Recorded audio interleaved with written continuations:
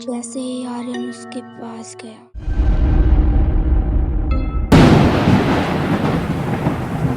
नमस्ते दोस्तों, स्वागत है आज की स्पेशल हॉरर वीडियो में। आज जो कहानी मैं आपको सुनाने जा रही हूँ, ये एक ऐसी घटना है जिसको सुनकर मेरे रोंगटे खड़े हो गए थे। तो शुरू करने से पहले सभी दरवाज़ा बंद कर लीजिए, क्योंकि हो सकता है आपके साथ।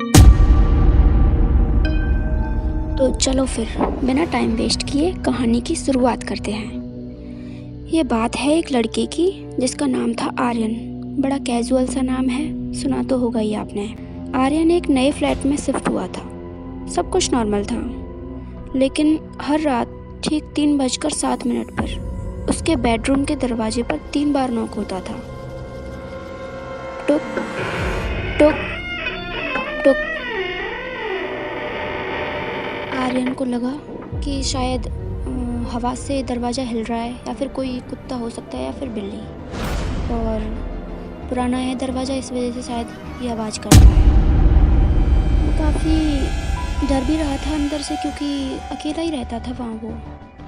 तो उसने डिसाइड किया कि वो दरवाज़ा नहीं खोलेगा, लेकिन उसके नीचे से देखेगा कि कोई कुत्ता बिल्ली है या फिर। तो उसने डिसाइड किया कि दरवाजे के बीच में एक गैप है, उसमें से देखेगा वो। तो धीरे धीरे वो दरवाजे के पास गया। उसकी सांसें रुकी हुई थी बिल्कुल। घड़ी में 3:06 हो रहे थे। जैसे ही 3:07 हुए और फिर वही आवाज़ शुरू, टुक टुक टुक। गाइस, आपको क्या लगता है बाहर कौन होगा? फिर जैसे ही आर्यन ने नीचे झुककर देखा तो बाहर कोई पैर नहीं नज़र आ रहे थे, लेकिन वहाँ कुछ सफ़ेद सा दिख रहा था। उसने ध्यान से देखा तो उसकी रूह कांप गई। दरवाजे के पीछे उस पार कोई खड़ा नहीं था। जैसे ही आर्यन उसके पास गया,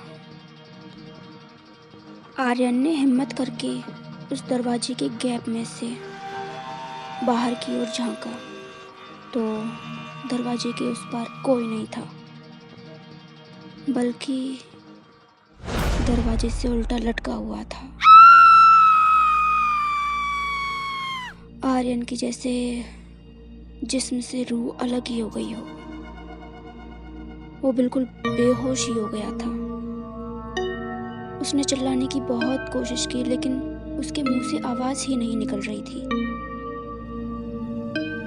और उसकी आंखें बिल्कुल आर्यन की आंखों से सीधा टकरा रही। आर्यन इस घटना को देखकर बेहोश हो गया, और जैसे ही उसकी आंख खुली तो सुबह हो चुकी थी।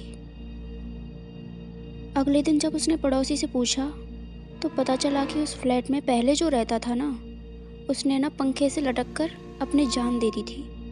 और उसकी मौत का जो टाइम था वो रात के 3:07 ही था। तो इसी वजह से हर दिन उसको 3:07 पर अपने बेडरूम के दरवाजे के सामने टुक टुक